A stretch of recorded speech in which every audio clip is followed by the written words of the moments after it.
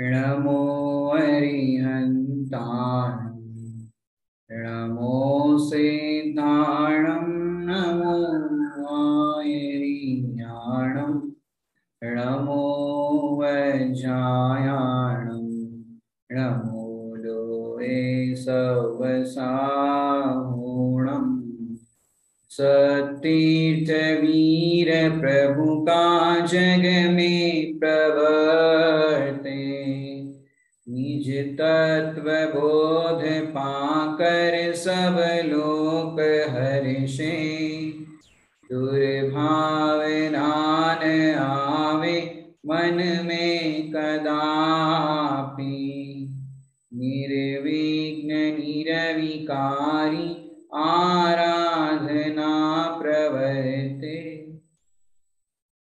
5 समवाय विषय पर हमारी चर्चा चल रही है, जिसमें हमने अब तक स्वभाव, पुरुषार्थ, काल लब्धि और भवितव्य, ये 4 समवाय की चर्चा की थी।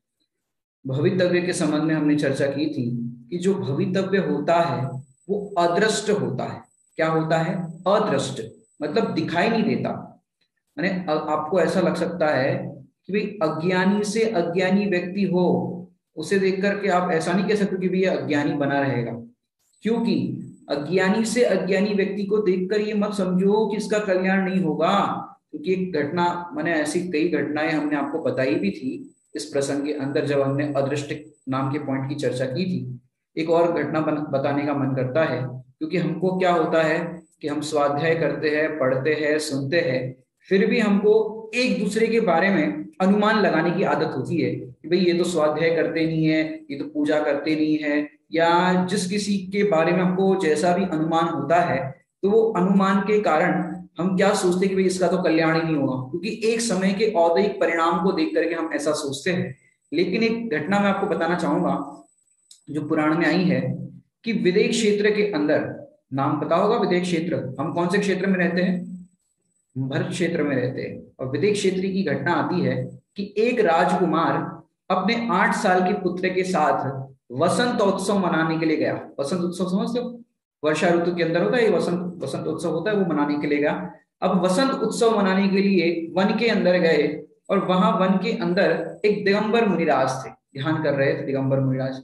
अब वो दिगंबर मुनिराज को उस 8 साल के राजकुमार ने, माने जो पुत्र था राजा का, उसने पहली बार देखा और पिताश्री से पूछा कि पिताश्री ये कौन है? इनके पास कपड़े नहीं है, ना कोई आभूषण है, ये कौन है? ये तो प्रसन्न नजर आ रही है, कौन है? तो पिताश्री ने कहा, बच्चा ऐसा भी कह रहा था, पिताश्री क्या ये दुखी है? इनके पास कुछ नहीं है तो अपन दे देते हैं। तो वो पिताश्री ने उनसे कहा कि बेटा ये दुखी नहीं, ये तो परम सुखी है।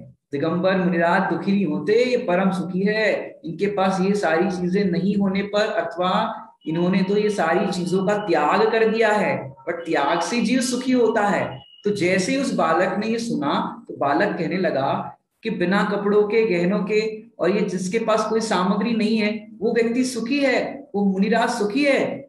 पिताश्री ने कहा हाँ सुखी है। तो पिताश्री हम क्या दुखी है? तो पिताश्री क्या कहे कि बेटा हमारे पास सब कुछ होने पर भी बताओ हमें आकुलता है कि नहीं? भोजन कहाँ करेंगे, कहाँ पानी पिएंगे, कहाँ क्या करेंगे? तो हर तरह की हमको गृहस्थ की भूमिका में आकुलता है, दुख है। और दिगंबर मुनिराज जो होते हैं वो तो परम सुखी है, उनके पास एक वस्त्र के नाम पर एक धागा तक नहीं, ऐसे मुनिराज परम सुखी है। तो क्या मैं भी सुखी हो सकता हूँ? अब देखो छोटा सा 8 साल का बालक, और वो कह रहा है मैं भी सुखी हो सकता हूँ। पिताश्री ने कहा हाँ सुखी हो सकते हो ना। तो वो कहने लगा तो मुझे सुखी होना है, और मुनिराज श्री के चरण पकड़ लिए और कहा कि मुझे तो आप जैसा बनना है महाराज जी, हमको तो आप जैसा बना दो। और उसकी भवितव्यता, अदृष्ट नाम का जो बिंदु आया था ना, उसको बताते हैं अदृष्ट। अब कौन बताएगा ये 8 साल के बालक का कल्याण हो सकता है? क्योंकि भवितव्य दिखाई नहीं देता है, क्या होने वाला है किसका, ये दिखाई नहीं देता है। तो ये भवितव्यता उसकी देखो, और मुनिराज को भी लगा कि इसकी भली होनार है, और मुनिराज ने कहा कि ठीक है तुम्हें दीक्षा दे देते हैं। अब पिताश्री तो सोच रहे थे, क्या सोच रहे थे? कभी ये कैसे रहेगा बालक, कैसे क्या करेगा? भले ही मार्ग अच्छा है, बिल्कुल सही बात है कि जीव की योग्यता होती है दीक्षा लेने की, मार्ग में आगे बढ़ने की। लेकिन ये कैसे रहेगा? पिताश्री सोचते रह गए और वो बालक ने तो दीक्षा भी ले ली, पिताश्री ने तो बोल दिया ठीक है, और तब तक वो सोच रहे थे और दीक्षा भी ले ली। ध्यान में बालक बैठ गया, पिताश्री सोचते रह गए और वो बालक केवल ज्ञान लेकर के माने केवल ज्ञानी हो गया। 8 साल का बालक केवल ज्ञानी हो गया। सोचो, क्यों? भवितव्य दिखाई नहीं देता, अदृष्ट है। वो 8 साल का बालक केवल ज्ञान ले लिया और पिताश्री सोच रहे। और पिताश्री क्या सोच रहे? सोचो, अभी एक और नया ट्विस्ट बताता हूँ। पिताश्री सोच रहे मैंने उस बालक के कि मेरा बेटा केवली हो गया, मेरे पिताजी तीर्थंकर है अभी वर्तमान में, उनके पिताजी वहां विदेश क्षेत्र में तीर्थंकर हुए थे। मेरे पिताजी तीर्थंकर, मेरा बेटा केवली, और मैं ऐसे घर जाऊंगा तो क्या मुंह दिखाऊंगा? तुम्हारे पिताश्री तीर्थंकर, तुम्हारा बेटा केवली हो गया, क्या मुंह दिखाऊंगा? उनने भी दीक्षा ली। अब बताओ, वसंत उत्सव मनाने के लिए गए थे जंगल के अंदर, अब किसको क्या पता था कि वहां पर तो केवल ज्ञान का उत्सव होने वाला है? तो ये अदृष्ट होता है भवितव्य, जो दिखाई नहीं देता कि कब किसका क्या हो, किसकी कब होना, कब माने किसका गौरव कब जग जाए। तो ये ऐसे भवितव्य की अपन ने थोड़ी सी चर्चा की कि ये अदृष्ट होता है, वो दिखाई नहीं देता। अब अपन एक पॉइंट हमारा छूट गया था भवितव्य के अंदर, उसकी चर्चा करके अपन आगे बढ़ते हैं। ये तो अपना रह ही गया था, किसी ने याद भी नहीं कराया, क्योंकि हर समवाय के अंदर अपन ये बिंदु को देखते हैं, बहुत अच्छा बिंदु है। देखिए, फलितार्थ, भवितव्य समवाय को समझने का फल क्या है? फलितार्थ फल क्या है? तो यहां पर बता रहे हैं, होने योग्य कार्य होता है, ये फल है। भवितव्य हमें क्या बता रहा है कि भाई होने योग्य कार्य होता है। होने योग्य कार्य होता है, ये क्या है कि भैया जो होना होता है वही होता है। किसके अनुसार? कि आपने कैसा पुरुषार्थ किया है उस अनुसार आपका कार्य होगा। मैंने मैंने उसकी मैंने देखो, जो बुद्धि पूर्वक कर्तव्य करते हैं उनके क्रमबद्ध पूर्वक भवितव्यता होती है। बुद्धि पूर्वक जो करते हैं, दूध में शक्कर डालोगे तो दूध कैसा होगा? ये दूध मीठा ही होगा, ये होने योग्य कार्य हुआ। दूध में नमक डाला, अब दूध कैसा होगा? कि दूध खारा होगा, ये होने योग्य कार्य। आप मोबाइल चार्जिंग पे लगाओ लेकिन स्विच ऑन नहीं करो, अब कितने परसेंट मोबाइल चार्ज होगा आपका? ऐसा सबके साथ हुआ होगा, मोबाइल चार्ज पे रखा और स्विच दबाना भूल गए, अपन ने सोचा कि चलो अभी बहुत देर हो गई, मोबाइल चार्ज हो गया होगा, और जैसे ही अपन ने मोबाइल देखा, अरे वही के वही 10%। और नहाने के अपने ठंड के दिनों में भी देखा होगा, जो हीटर रॉड होता है वो रॉड को आप पानी में रखते हो गर्म होने के लिए, तब तक आप दूसरे काम में बिजी हो जाते हो और सोचते हो चलो पानी गर्म हो गया होगा। जैसे आप पानी को वहां लेने जाते हो, वहां पर तो पानी ठंडा का ठंडा। अब ये सही हुआ कि गलत हुआ? बताओ, सही हुआ कि गलत हुआ? कि होने योग्य कार्य हुआ। आपने स्विच ऑन नहीं की तो पानी ठंडा ही ठंडा रहेगा, स्विच ऑन नहीं की तो मोबाइल चार्ज नहीं होगा। ये जो भी हुआ होने योग्य कार्य हुआ है। अब आपको ये नहीं होना चाहिए कि ऐसा क्यों हुआ, क्योंकि आपने जैसा किया वैसा ही तो होगा। समझ में आ रही कि नहीं आ रही? होने योग्य कार्य होता है, ये इसका फल है। अपन क्या करते हैं, फल देख करके दुखी होते हैं, या हमें एकदम आश्चर्य होता है कि भाई हमने इतना तो सब कुछ किया फिर हमारे साथ ऐसा क्यों हुआ? कि होने योग्य हुआ है। जगत में जितना भी परिणमन होता है वो सब फिक्स है भगवान के ज्ञान में, और जो भी हुआ है वो होने योग्य हुआ है। जैसे आपको ये 5 समय की कक्षा कई लोग पहली बार सुन रहे होंगे और सुन करके आपको आनंद भी आता होगा। बीच में हमारी क्लासेस कुछ कारणों से बीच में गैप भी हो जाता है, लेकिन आपको ये क्लास सुनने के लिए बहुत अंदर में होता है कि कब क्लास होगी, कब क्लास होगी। बहुत अच्छा आनंद आ रहा है समझने के लिए, बहुत जिज्ञासा होती है कि अब क्या होगा, अगली क्लास में क्या बताएंगे, इस तरह की जिज्ञासा होती है। पहले ये क्लास हमने क्यों नहीं पढ़ी, हम इतनी आकुलता करते रहे, हम इतना लड़ाई झगड़ा घर में करते रहे, देरानी जेठानी का लड़ाई झगड़ा, सास बहू का लड़ाई झगड़ा, जितना भी मतलब छोटी छोटी बात में दूध उबल करके गिर गया, और एक इतनी सी घटना के पीछे हमने सास बहू का झगड़ा हो जाता है कि कैसे तुम काम करती हो। अब ये इतनी सी बातों में जो हम आकुलित हो जाते हैं, अब ये समवाय समझने पर हमें समझ में आता है कि भाई दूध उबल करके गिर गया, या जो भी कोई घर में घटना हुई ये होने योग्य हुई, इसमें सामने वाला करता नहीं है। यदि तुम भी उस टाइम पे दूध गर्म करते तो दूध उबलता। क्यों? क्योंकि जितने भी घर के मेंबर है सबके पेट में दूध जितना जाना है उतना ही जाएगा, और जितना वो दूध फैलने की योग्यता है उतना फैलेगा। अब आप दूध उबालो कि कोई और दूध उबाले, क्यों? होने योग्य कार्य होता है। पंडित जी, इससे तो फिर घर की व्यवस्था ही बिगड़ जाएगी। क्या होगा कि फिर गलतियां सब करते रहेंगे, फिर कहेंगे पंडित जी ने क्या कहा था, होने योग्य कार्य होता है। तो ऐसा नहीं, आप इसको समझ करके निर्भर होने के लिए बात है कि जो कुछ भी आपको जब आकुलता हुई तो आप ये विचार करोगे भाई होने योग्य कार्य हुआ है, इसमें किसकी क्या गलती। माने ज्ञानी महात्मा धर्मात्मा जीवों के जीवन में भी अनेकों घटना घटती है, लेकिन वो उस प्रसंग में क्या विचार करते हैं, होने योग्य कार्य हुआ है। हमने किसी के साथ बुरा किया होगा तो आज मेरे साथ ऐसा हुआ है, इसमें सामने वाली की क्या गलती।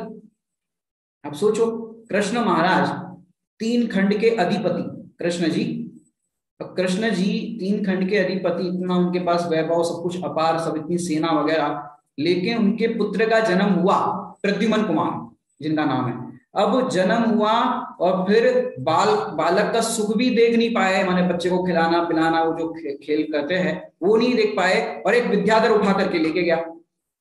आजकल ऐसी घटनाएं नहीं घटती कि आजकल कोई बच्चे उठा करके लेके जाते हैं, किडनैप कर लेते हैं। अरे ये वहां पर भी चौथे काल में भी घटनाएं होती थी इस तरह की, कि वहां पर त्रिखंडाधिपति कृष्ण महाराज के, कृष्ण जी के ये जो प्रद्युम्न कुमार पुत्र है उनको लेके गए। अब उनकी जो पत्नी कृष्ण जी की रुक्मणी, अब रुक्मणी दुखी हो रही है, मेरा लाल कहाँ चला गया, कौन लेके गया, वो दुखी हो रही। और इतना उनको दुख हुआ पुत्र का वियोग होने पर, तो उन्होंने सोचा कि अब तो मैं दीक्षा ले लूं। अब किसके लिए जीव, क्या करूं। मैंने एकदम होता ना, जब बालक का जब जन्म होता है, माने माता जब बालक को जन्म देती है तब जो खुशी होती है वो कुछ अलग ही होती है। अब वो बालक को जन्म देने के बाद समझो बालक को ज्यादा खिला भी नहीं पाए और वो किडनैप होकर के चला गया, बच्चा ले गए।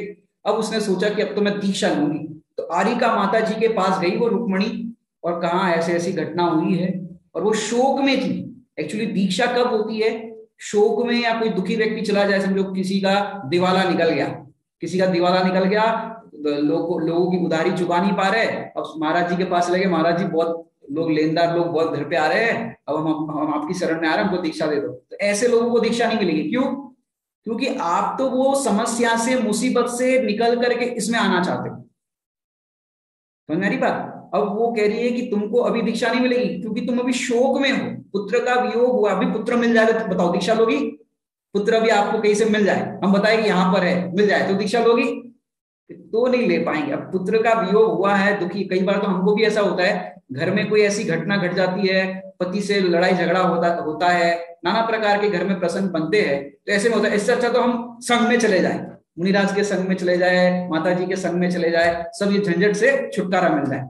कई बार तो ऐसा लगता है। और पति देवता कहीं घुमाने के लिए लेके जाए, कश्मीर घुमाने के लिए लेके जाए, आपको शॉपिंग अच्छी अच्छी कराए, गहने दिलवाए, अब बताओ तब आपको कोई कहे चलो दीक्षा लेना है, नहीं, अभी तो सब अनुकूलता है, सब बढ़िया है। क्यों?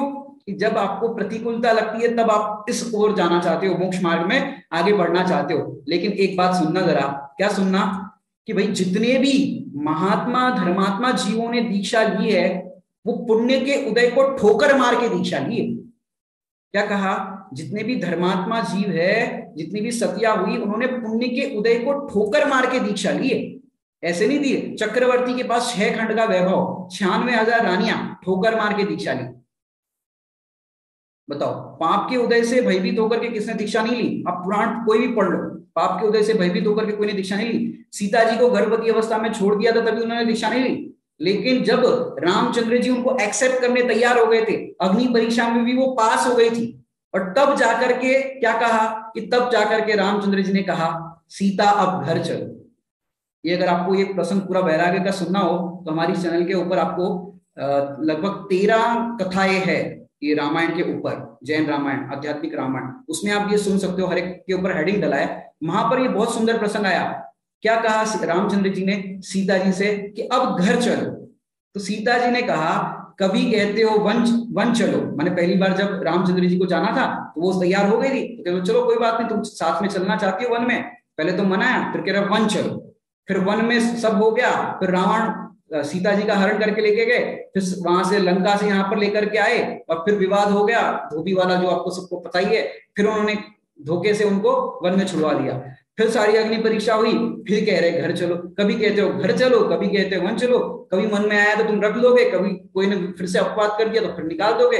हमें ऐसा कोई घर में आना नहीं है, हम तो अब अपने निज घर की ओर बढ़ेंगे और फिर वहां से बाहर निकलना ही नहीं पड़े। बहुत सुंदर प्रसंग है। तो अब ऐसे प्रसंग में जब रामचंद्र जी स्वीकार करने के लिए तैयार हुए, घर ले जाने के लिए तैयार हुए, लेकिन वो तो तब दीक्षा लेने के लिए तैयार हुए जब अनुकूलताएं सारी थी। इसका मतलब क्या है, प्रतिकूलताएं होती है तब दीक्षाएं लेने का विधान नहीं है। मतलब ऐसे में भी कोई ले ले तो कोई आपत्ति नहीं है, लेकिन यहाँ पर बतानी बात क्या है कि पुण्य के उदय को ठोकर मार के, क्यों, भोगों की कमी नहीं है, बाहर में सारी अनुकूलता है, फिर भी एक अतीन्द्रिय आनंद की प्राप्ति के लिए मुनि अवस्था आरिका माता जी बनते हैं। तो जो कुछ भी ये घटनाएं घटित होती है, प्रद्युमन कुमार का वियोग होने पर रुक्मणी ने दीक्षा का वहां पर निवेदन किया आरिका माता जी से, तो उन्होंने कहा कि जब तुम्हारा बेटा मिल जाएगा तब तुम्हारे दीक्षा लेने का काल आएगा। अब बच्चा कब मिलेगा उनका, लड़का कब मिलेगा, 16 साल बाद। अब सोचो 16 साल तक आपको घर में ही रहना है, अब पुत्र 16 साल बाद मिलेगा, तब दीक्षा का आपको अवसर आएगा जब वो भी दीक्षा लेगा। अब सोचो कैसे चलेगा इसमें कि भाई पुत्र मिलेगा तब दीक्षा होगी। अब इतने टाइम तक वो दीक्षा के भाव को क्या करेगी कि जो भी हो रहा है वो होने योग्य हो रहा है, ये उसका फल है, ये भवितव्य है कि जब होने योग्य होता है तभी होता है, उसके पहले कोई नहीं करा सकता, ये इसका फल है। अब प्रयोजन की चर्चा करते। प्रयोजन क्या है भवितव्य को समझने का, कि भवितव्य का विचार करने पर ही समता, क्या कहा यहां पर, ये मोक्षमार्ग प्रकाशक के पेज नंबर 20 पर लिखा है, भवितव्य का विचार करने पर ही समता आती है, उसके पहले नहीं आती। क्या करें कि भवितव्य का विचार करो तो समता आएगी। जैसे आप घर में आपकी सास है, बेटे है, बच्चे है, पति है, अब आप स्वाध्याय सुनते हो, तो आप स्वाध्याय सुनकर के आपको बहुत अच्छा लगा, अब आप यही चीज उनको समझाना चाहते हो कि अपन कर रहे हैं ये गलत है, ये सब ये है, अब स्वाध्याय करो तो समझ में आएगा। अब वो समझ नहीं रहे, उल्टा आपको पाठ पढ़ा देंगे। क्या पाठ, कि तुम पूरा दिन सुनते रहते हो, ये करते रहते हो, वो करते रहते हो, तुम अपना संभालो, खुद तो इतना टाइम ये करते रहते हो, तुम टीवी देखते रहते हो, मोबाइल चलाते रहते हो, तो वो आप पे ब्लेम करेंगे, पूरा टाइम ये करते रहते हो। अब अपने को क्या करना है, इस लाइन को अप्लाई करना है, क्या कि भाई उनके ये चीज समझने का भवितव्य नहीं आया है, उनके ये चीज समझने की योग्यता नहीं आई है, और उनके ये चीज समझ में नहीं आएगी। क्यों, क्योंकि अभी उनकी योग्यता ही नहीं समझने की। हम इतना हम समझा समझा करके सामने वाले को थक जाए। पुरुष वर्ग में आप देखो कि किसी कोई पिता अपने पुत्र को समझाए कि बेटा उनके साथ बिजनेस मत करो, घाटे में जाओगे, वो ऐसे है वैसे है, माने तमाम तरह से बच्चे को समझाते पिताजी, या बुरे लड़कों की संगति में मत रहो, तुम देखो उस दिन सिगरेट पी रहे थे, तंबाकू खा रहे थे। घर वाले समझा समझा के थक जाते हैं, लेकिन समझा समझा के थकने पर क्या होता है, होन दो, जान दो, आप समझा समझा के थक गए, अब उनको नहीं समझना है, उनकी योग्यता नहीं है, एक बार ठोकर खा के समझ में आई, ऐसा अपन एक बार बोलते हैं। क्या कहते हैं कि अब कह रहे हैं ना हमारी बात नहीं मान रहे तो कोई बात नहीं, लेकिन ठोकर लगेगी तब समझ में आएगी।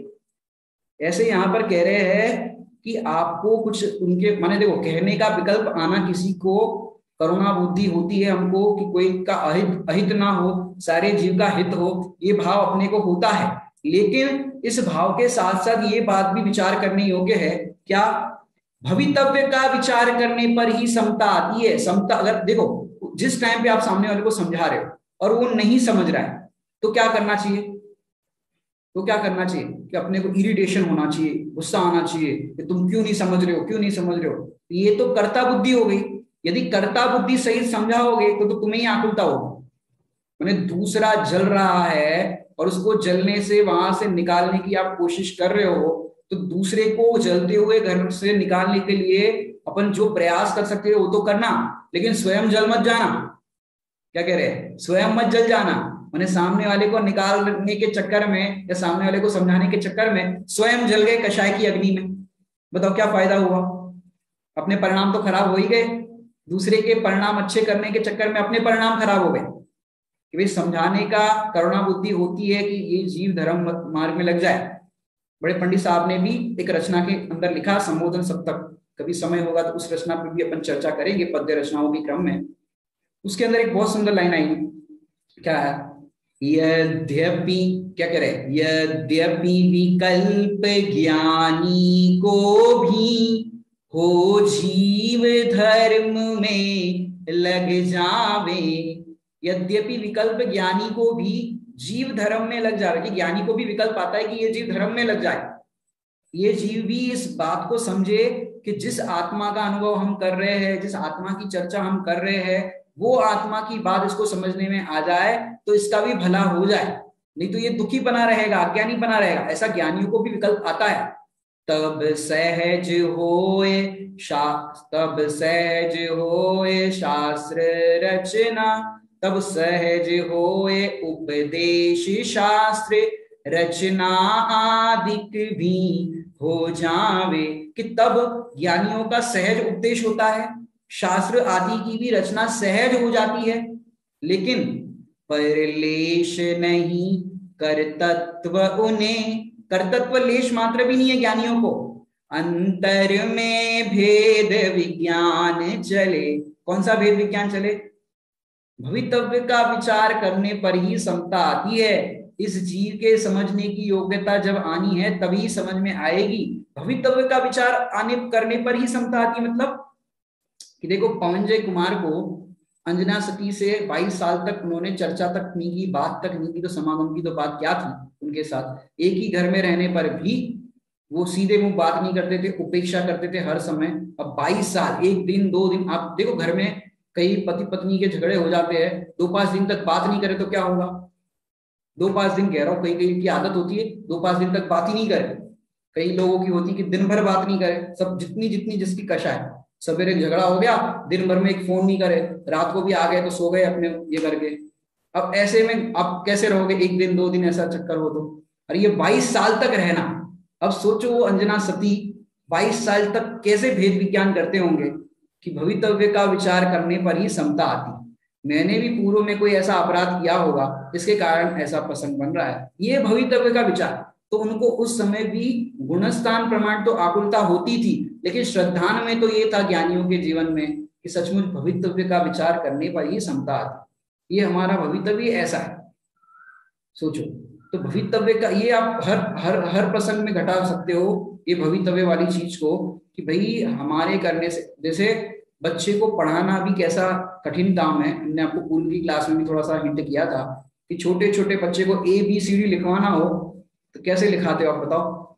इतना सरल नहीं लिख पा रहा है, ए लिख, फटाफट लिख, हमको क्लास अटेंड करना है, हमको टीवी देखना है, हमको सीरियल देखना है, जल्दी लिख। ए होमवर्क कराना मतलब कितना कठिन काम, सोचो। बच्चों को ये कराना है तो आप घर में बालिका होती है आपकी, उसको रोटी बेलना सिखाना हो, अब आपको तो रोटी बेल करके फटाफट काम फिनिश करना है। अब छोटी बच्ची है, उसको सिखाना है आपको रोटी कैसे बेलना है, तो उसको बताएंगे ऐसे ऐसे कर, ऐसे आटा गूंद, ऐसे बेल। अब वो सही से नहीं बनाए, नक्शा बना दे, जली हुई रोटी बना दे, तो आपको तो क्या होगा कि भाई ये देखो कितना टाइम लगा रही, इतने में तो हमारा कितना काम हो जाता। तो आपको ऐसे विकल्प आ सकते हैं, आपको ऐसे विकल्प आ सकते हैं, लेकिन उसकी भी योग्यता आएगी, उसकी भी गोल रोटी बनेगी। आप भी जब छोटे थे, आपकी मम्मी आपको सिखाते थे, तब आपकी भी ऐसी ही बनती थी। अगर आपकी मम्मी भी आपको ऐसे सिखाते तो कैसे काम बनता? कि भाई उसके भी योग्यता आएगी। भवितव्य है तो भवितव्य अपने क्रम से होगा, उससे पहले नहीं होगा। तो इसको समता वाली चीज जो है, भवितव्य का विचार करने पर ही समता आती है, तो आती है। आप तो भवितव्य का विचार करो, लेकिन पंडित जी यही तो नहीं होता विचार, तब तो इतनी गुस्सा आती है, कितनी आकुलता होती है कि जल्दी करो। जैसे छोटे छोटे बच्चे हैं, वो छोटे बच्चे अपने को होता है कब बड़े हो जाए, कितने कितने संभालने पड़ते हैं छोटे छोटे बच्चों को, कितना ये करना पड़ता, कब बड़े हो जाए, कितना परेशान करते थे बच्चे, कब बड़े हो जाए, कि भाई बड़े होने की योग्यता आएगी तभी बड़े होंगे, पहले नहीं होंगे। तो भवितव्य का विचार करने पर सचमुच समता आती है। अपन ने जो 4 समवाय की भी चर्चा की है, मैं उसको शॉर्ट में एक लाइन के अंदर पूरा आपको बता देता हूँ, जिससे आपको पूरा रिमाइंड हो जाएगा, क्योंकि बीच में गैप भी हो चुका है हमारी कक्षा में। कि जगत में कोई भी काम होता है स्वभाव के विरुद्ध नहीं होता। स्वभाव के बारे में बात करते हैं, जगत में कोई भी काम होता है वो स्वभाव के विरुद्ध नहीं होता। जो भी काम होता है वो स्वभाव के अनुकूल ही होता है, मतलब जैसा जिसका स्वभाव है वैसा ही होता है। जैसे भगवान आत्मा है वो अप्रभावी है, इस पर किसी कर्म का, किसी और भी द्रव्य कर्म, नौ कर्म, भाव कर्म, माने कर्म के अंदर तीनों ले लो, द्रव्य कर्म, भाव कर्म, नौ कर्म का इस आत्मा पर प्रभाव नहीं पड़ता। रागादि, क्रोध, मान, माया लोभ का प्रभाव नहीं पड़ता। क्यों नहीं पड़ता? ये अप्रभावी है। और ये आत्मा कैसा है कि आत्मा अप्रभावी होने पर भी इस आत्मा का अनुभव करने के लिए आत्मा स्वभाव से देखा जाए तो ऑल टाइम अवेलेबल। जिसको आप कहते हो कैश, कैश निकालने के लिए क्या करते हो, आपके पास क्या होता है, एटीएम, एटीएम कार्ड होता है, ऑल टाइम मनी। ऐसे ये है एटीए, ऑल टाइम अवेलेबल, कि तुम्हारा जो स्वभाव है वो एटीए है, ऑल टाइम अवेलेबल। आपकी दुकान खोलनी हो या दुकान से कुछ सामग्री आपको लानी हो, वो तो ऑल टाइम अवेलेबल अभी नहीं है। क्यों, अभी लॉकडाउन लगा हुआ है, अभी आपको कुछ चाहिए तो आपको ऐसे मिलेगा नहीं, बाहर दुकान बंद है। आपके पास तो अभी प्रिस्क्रिप्शन होनी चाहिए दवाई की, या कुछ दूध या सब्जी लेने जाना है तो ही आपको जाने मिलेगा, वो भी सीमित समय पर।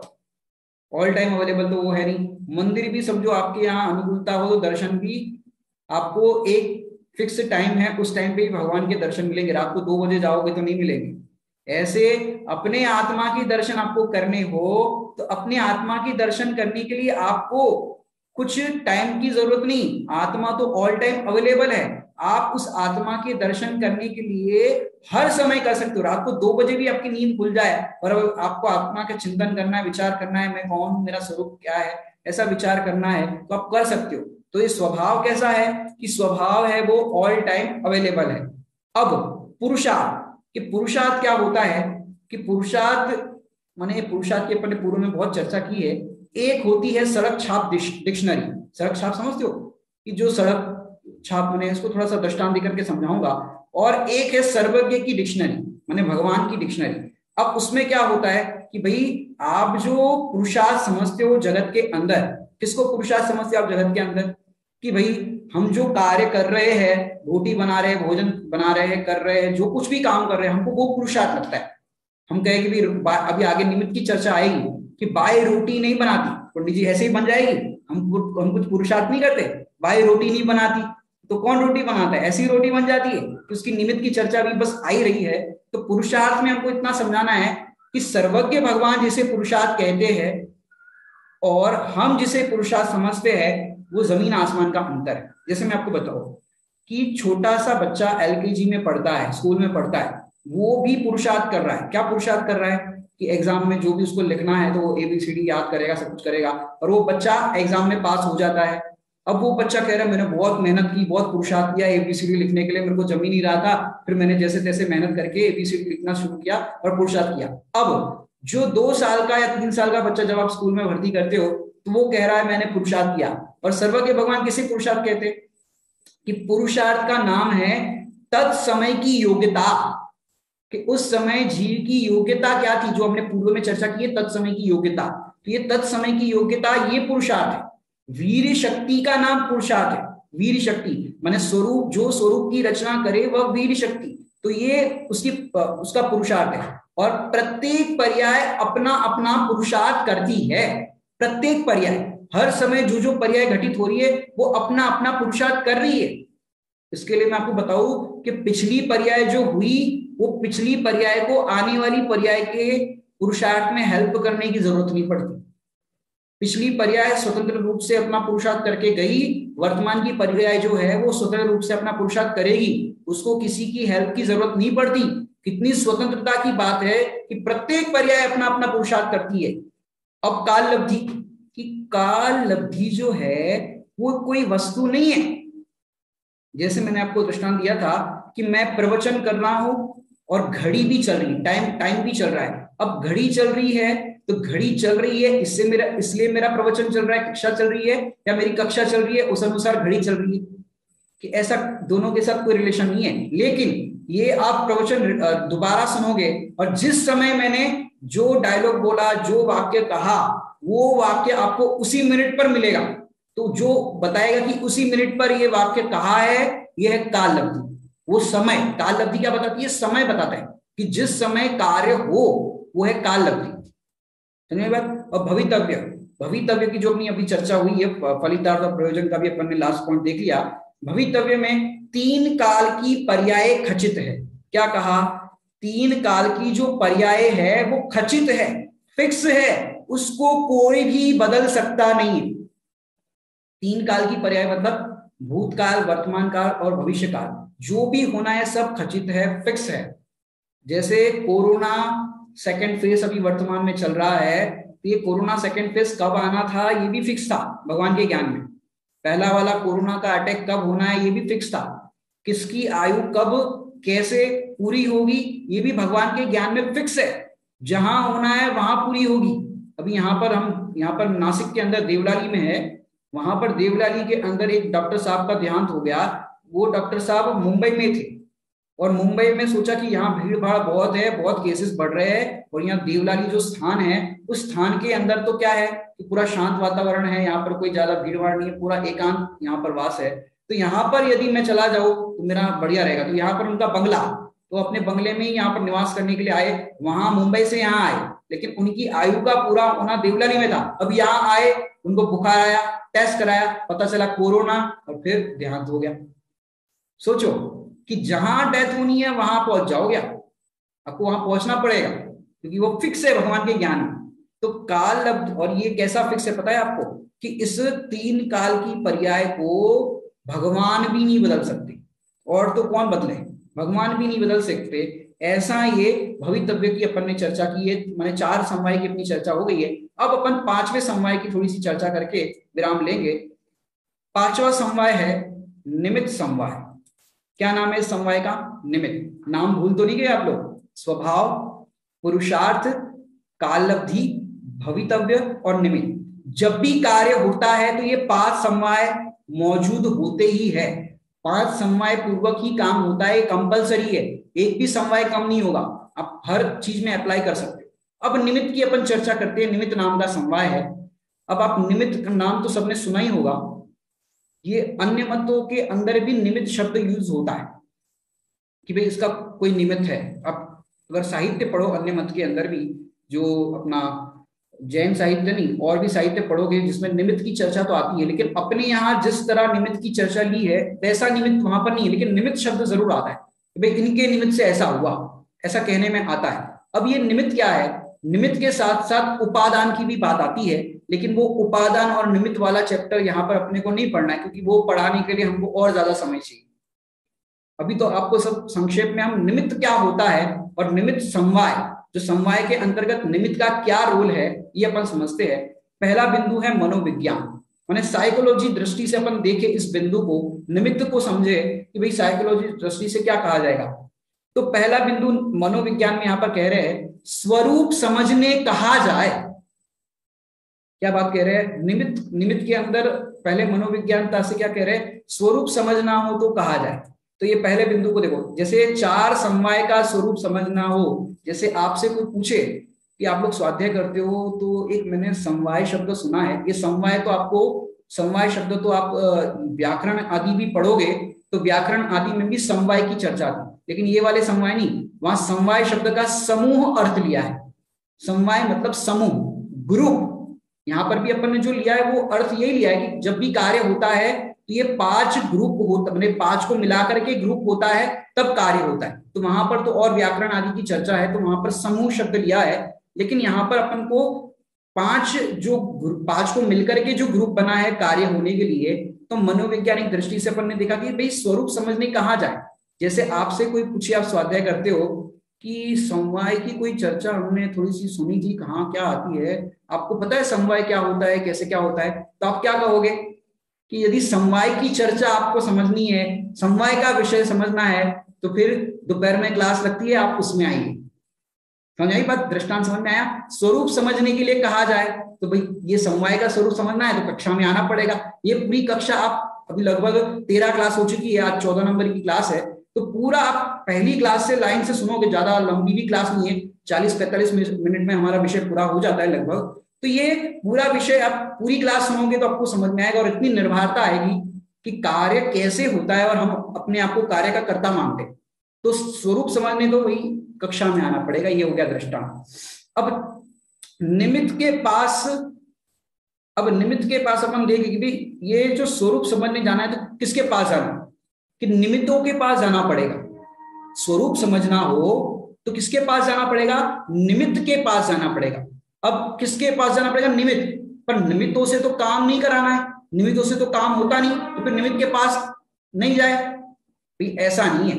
निमित्तों के पास जाना तो है लेकिन निमित्त से कार्य नहीं होगा।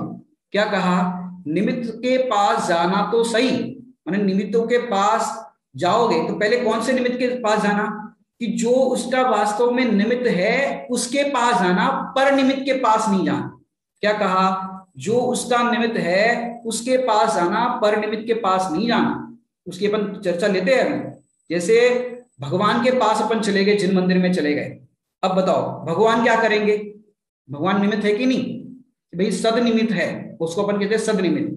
खोटे देवी देवता जो होते हैं, अन्य जो देवी देवता होते हैं, जो रागी द्वेषी इस तरह के जो होते हैं, माने जो वीतरागी नहीं होते, ऐसे देवी देवताओं के पास जाओगे किसके लिए, हमें सुख की प्राप्ति हो, मोक्ष की प्राप्ति हो, तो वो कर पाएंगे कि नहीं कर पाएंगे, कि वो नहीं कर पाएंगे।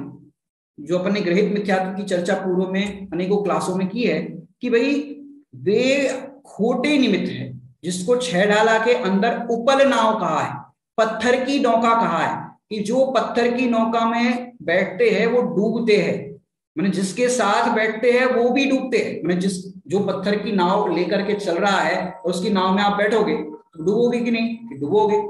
ये आपको भी कक्षा दूसरी हम स्टार्ट करने वाले हैं, छह डाला की क्लास पहली डाल से शुरू करने वाले हैं, ये मई से स्टार्ट हो जाएगी, 3 मई से। तो छह डाला की पहली डाल से भी चर्चा अपनी चलेगी, उसका समय आपको बता देंगे।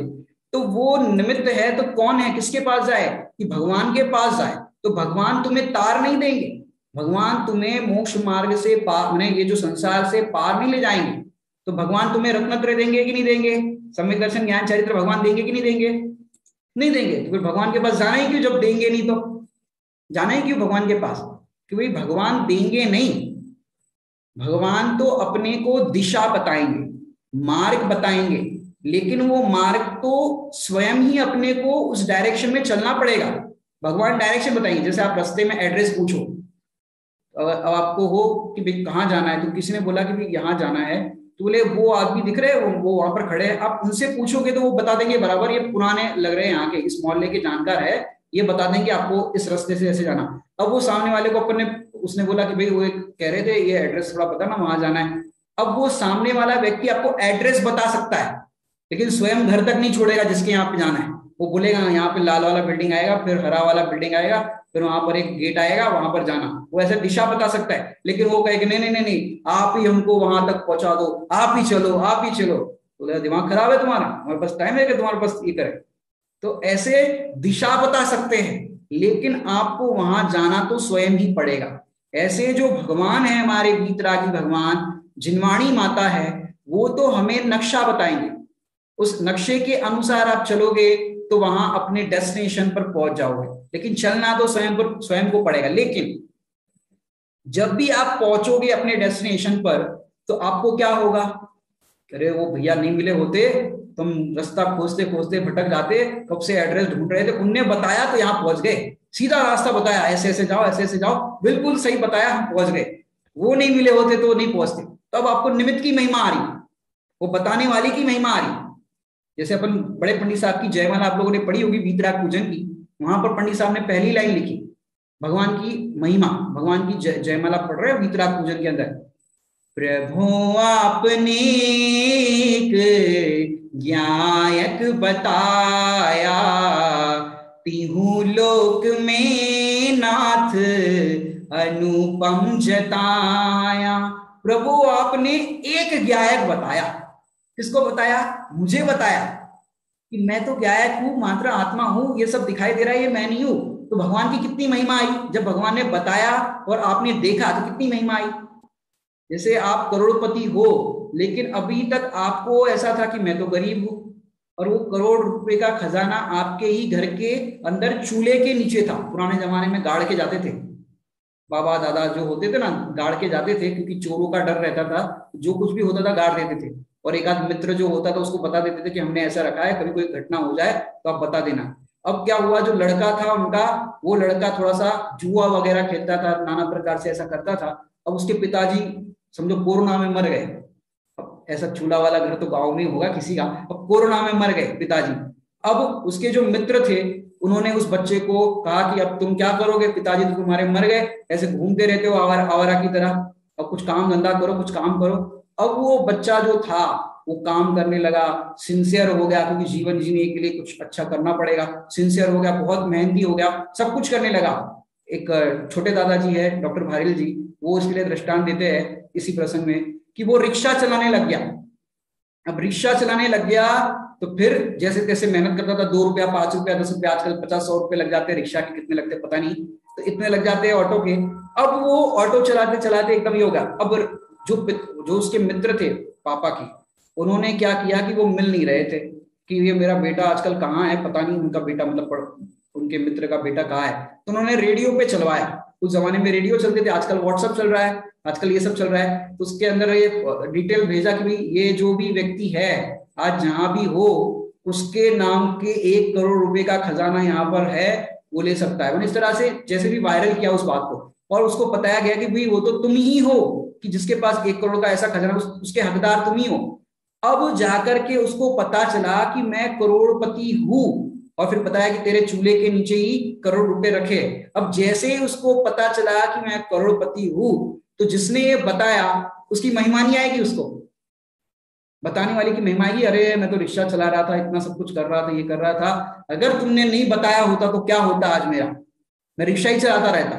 तो दृष्टांत है ऐसे, जिसने भी तुमको बताया कि तुम करोड़पति हो तो उसकी महिमा आती। ऐसे ही यहाँ पर जो देव शास्त्र गुरु, वो हमें क्या बता रहे तीनों कि तुम तो प्रभु हो, आत्मा हो, ये कोरोना तुम्हें छू नहीं सकता। तो कोरोना का क्या रोना, समझ में आया कि नहीं आया? कोरोना छू नहीं सकता मतलब फिर ऐसा नहीं करना बिना मास्क लगाए सड़क पर चले जाओ, सरकार के जो नियम है आदेश है उसका पालन नहीं करो, ऐसा मत करना, कि वो अपनी जगह पर है। लेकिन यहाँ पर श्रद्धान में ये रखना कि ये रोग जो है वो तुम्हें नहीं छू सकता। तुम्हें मतलब तुम कौन हो कि तुम तो आत्मा हो, आत्मा को रोग कैसे छू सकता है बताओ? अगर आत्मा को रोग छू जाए तो आत्मा में से रोग निकल ही नहीं पाए, बना रहे। और शरीर में है तो शरीर के अंदर भी रोग आता है और जाता है, क्योंकि रोग का बना रहना ये स्वभाव नहीं, तो उसकी भी चिंता हट जाएगी। क्यों? क्योंकि भगवान ने हमें बताया कि तुम्हारे अंदर रोग तो है नहीं, राग भी नहीं है। राग ये आत्मा का स्वभाव नहीं है, ये विभाव है। तो ये हमें समझ में आया। तो स्वरूप समझने का आ जाए कि सदनिमित्तों के पास जाएंगे स्वरूप समझने के लिए, लेकिन वो भी तुम्हें तार नहीं देंगे।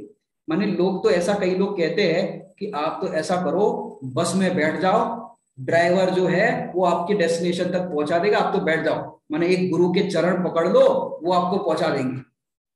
या ऐसा नहीं है, ये आली दुआली का मार्ग नहीं कि गुरु के चरण पकड़ लो पहुंचा देंगे। गुरु नहीं पहुंचाएंगे तुम्हें। अगर इतना सरल होता तो हर कोई क्या करता था? जैसे मॉल के अंदर एक्सीलेटर होता है, अब कोई को एक्सीलेटर का पता नहीं था कि क्या होता है क्या होता है, उसने कहा कि यहाँ से जो ये सीढ़ियां चल रही है ऊपर जा रही है, तुम तो एक सीढ़ी को पकड़ लो, वो तुम्हें ऊपर पहुंचा देगी, पहले माले पर पहुंचा देगी। एक सीढ़ी पर पकड़ लो, एक सीढ़ी पे पाव रखो, पहुंचा देगी। यहाँ एक्सीलेटर का काम नहीं है, मोक्ष मार्ग में एक्सीलेटर नहीं होता है। लेकिन यहाँ पर भी एक्सीलेटर ऐसा बताया गया है कि आप चौथे गुणस्थान के एक्सीलेटर पर पाव रख दो तो आपको चौथे गुणस्थान के पार सिद्धालय तक लेके जाएगा। जिस जीव को सम्यक दर्शन की प्राप्ति हुई, अब वो संसार में ज्यादा दिनों तक नहीं रहेगा। उसका तो अब जो संसार सागर बहुत लंबा था वो अब चुल्लू भर रह गया। जिसने सम्यक दर्शन की सीढ़ी, जिसको छेड़ाला जी के अंदर कहा है मोक्ष महल की प्रथम सीढ़ी, पहली सीढ़ी है, आप उस पर पाव रख दोगे तो आपको फिर चौथे गुणस्थान से पार सिद्धालय में ही जाना पड़ेगा, फिर रिटर्न टिकट नहीं है। इसलिए पहले ही सोच लेना पाव रखना कि नहीं रखना, पाव रखने से पहले सोचना।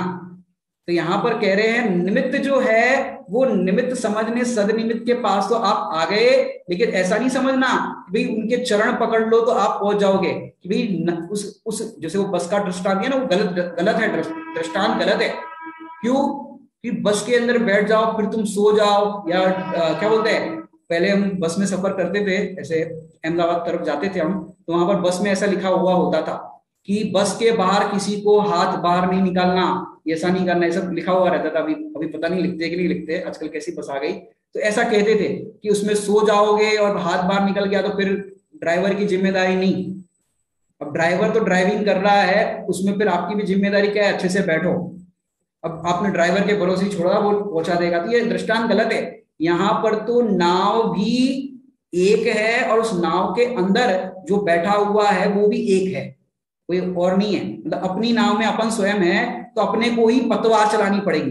पतवार तो पता है ना आपको, आजकल मोटर बाइक और मोटर ये सब बोट आ गई, ऐसे ऐसे चलाना पड़ता था, हाथ भी थक जाए ऐसे ऐसे करने में, तो ऐसे वो पतवार चलानी पड़ती है। तो ऐसे मोक्ष मार्ग के अंदर, उस नौका के अंदर तुमको ही तुम्हारा काम करना है। कोई उसके अंदर देखा जाए तो गॉड फादर नहीं है कि जो तुमको तार देगा।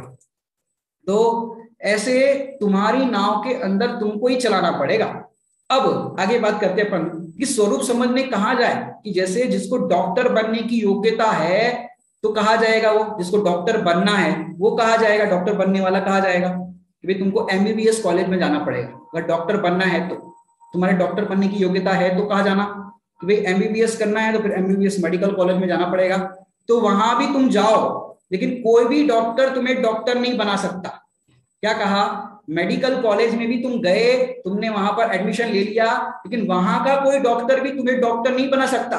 डॉक्टर बनोगे तो 100% स्वयं की योग्यता, स्वयं का पुरुषार्थ, स्वयं को ही अपना काम करना पड़ेगा। वहां पर भले ही चले गए, मेडिकल कॉलेज में जाने पर कोई तुम्हें डॉक्टर नहीं बना देगा। ऐसे ही हमें यदि डॉक्टर बनना है, दृष्टांत है, नहीं तो कोई कहेगा कि पंडित जी डॉक्टर बनने की बात कर रहे हैं, यहाँ तो हमको भगवान बनना है। कि कोई भी डॉक्टर बनने वाला डॉक्टर के लिए मेडिकल कॉलेज में जाएगा तो 100% तुम्हारी योग्यता जो होगी वो योग्यता होनी चाहिए। अब कोई कहे कि भाई 99% निमित्त के कथन की बात आती है कि निमित्त के कथन से या निमित्त से तुम्हारा काम हो जाता है, और दिखता भी है बाहर में, निमित्त से काम होता हुआ दिखता है, होता नहीं। ये बात समय की चर्चा चल रही है। तो 99% निमित्त के कथन, और उसमें काम होता आपको निमित्त से दिखेगा, लेकिन उससे काम नहीं होगा। क्या कह रहे हैं, उससे काम नहीं होगा, दिखेगा तो सही लेकिन उससे काम नहीं होगा। जैसे आपको जाना तो कहां पड़ेगा, जैसे पहला पॉइंट तो है ना स्वरूप समझने कहा जाए, तो ऐसे ही निमित्त जो है जहां से कार्य होता हुआ दिखेगा उसके पास पहुंचाएगा। जैसे आपको सोने की अंगूठी बनानी है तो कौन से डॉक्टर के पास जाओगे, हार्ट स्पेशलिस्ट के पास जाओगे, आई स्पेशलिस्ट के पास जाओगे, ईएनटी के पास जाओगे, कहां पे जाओगे कि भाई हमको अंगूठी बनानी है तो सुनार के पास जाना पड़ेगा, घड़ा बनाना है तो कुम्हार के पास जाना पड़ेगा। तो ये है निमित्त कि वहां से आपका काम होगा इसलिए वहां जाओ, लेकिन उससे काम होगा ये नहीं। वहां सदनिमित्त कि वहां तक आपको जाना है कि भाई जहां पर काम होगा। जैसे आपको राशन चाहिए तो राशन की दुकान पर जाना पड़ेगा। आप कहीं सुनार की दुकान पर चले जाओ और बोलो 2 किलो शक्कर देना, तो वहां नहीं मिलेगी।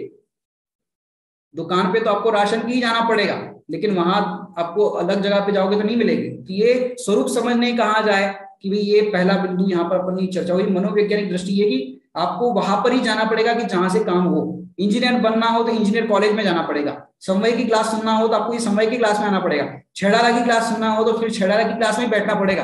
अब समय की क्लास में पहुंच बैठ गए और बोले पंडित जी वो पहली ढाल का ये अर्थ बताओ, तो भाई वो छेड़ाला की क्लास में आना पड़ेगा, तब बताएंगे। जो चल रहा है जिस गाड़ी में, अब आप बस में भी जिस ट्रेन में बैठ जाओ। अभी होता क्या है सूरत के अंदर, सूरत के अंदर क्या होता है कि एक ट्रेन है, अभी मेरे को नाम ट्रेन का मैं भूल रहा हूँ, कि मुंबई से भी ट्रेन निकलती है, अहमदाबाद से भी ट्रेन निकलती है और सूरत में आकर के रुकती है। दोनों ट्रेन एक साथ आती है। क्या कहा, मुंबई से ट्रेन निकली, शायद गुजरात एक्सप्रेस या गुजरात मेल है, वो एक ट्रेन है समझो ना, सेम नाम की 2 ट्रेन मुंबई से निकली, सूरत में रुकी, अहमदाबाद से निकली, सूरत में निकली, दोनों सेम टाइम पे सूरत स्टेशन पर आती है। अब कोई रेलवे स्टेशन पर जाए कि भैया वो गुजरात मेल कहाँ खड़ा है, गुजरात एक्सप्रेस कहाँ खड़ी है, तो अब क्या बताएंगे, क्या बताएंगे भाई प्लेटफॉर्म नंबर 3 पे जाना है या 5 पे जाना, उसको क्या बताएंगे कि भाई आपको जाना कहाँ है। स्वरूप समझने कहा जाए, ट्रेन पकड़ने कहा जाए कि भाई आपको जाना कहाँ है। मुंबई जाना है तो आपको 2 नंबर प्लेटफॉर्म पे जाना पड़ेगा, आपको अहमदाबाद जाना है तो 3 नंबर पे जाना पड़ेगा। अब 2 और 3 आप देख लेना, मैं तो ऐसे ही तुक्का लगा रहा हूँ कि कहाँ जाना, कौन से प्लेटफॉर्म पे जाना, क्योंकि वो ऐसा होता है। मैंने देखा था एक बार, मेरे साथ ही ऐसा हुआ कि सेम 2 ट्रेन खड़ी है, मैंने बोला कौन सी ट्रेन में बैठूं, कि आपको जाना कहाँ है, बोले इधर जाना है। ऐसे स्वरूप समझने जाए कहाँ, तो यहाँ ये बात समझने वाली है। अब अपर नाम, सरल बिंदु है अपर नाम, कि हर जगह निमित्त शब्द लिखा नहीं होता। क्या कह रहे हैं, पूरा आप आगम पढ़ोगे, कोई भी जिनवाणी की बात पढ़ोगे तो वहां पर निमित्त शब्द आपको कहीं पर भी मिलेगा नहीं कि ये निमित्त है। हालांकि निमित्त शब्द भी मिलेगा, आप समय सारथी पढ़ोगे तो निमित्त नैमित्तिक संबंध, ये इसका निमित्त है, कर्म निमित्त है, रागादि निमित्त है, सब बात आएगी, लेकिन हर जगह नहीं मिलेगा। मैंने शब्द क्या लिया कि हर जगह निमित्त शब्द लिखा हुआ नहीं मिलेगा। इसलिए क्या करना, किस लिए अपर नाम की जरूरत पड़ती है। अपर नाम मतलब कि उसके सिमिलर नेम कि उसकी जरूरत पड़ती है। तो क्या उसके नाम में अपर नाम की जरूरत है। तो पहला लिखा है यहां पर संयोग रूप कारण, और दूसरा है पर, और तीसरा है भिन्न। तीन बात आई, संयोग रूप कारण, पर और भिन्न। अब ये संयोग रूप कारण क्या है, पर क्या है और भिन्न क्या है, इन तीनों अपर नाम को यदि समझना हो तो कल ठीक अपनी कक्षा का जो समय है उस अनुसार आपको यहाँ पर क्लास में आना पड़ेगा। तब आपको ये अपर नाम क्या है ये समझ में आएगा। अभी की यहाँ चर्चा अपन विराम लेते हैं। ओम नमः सिद्धेश्वराय।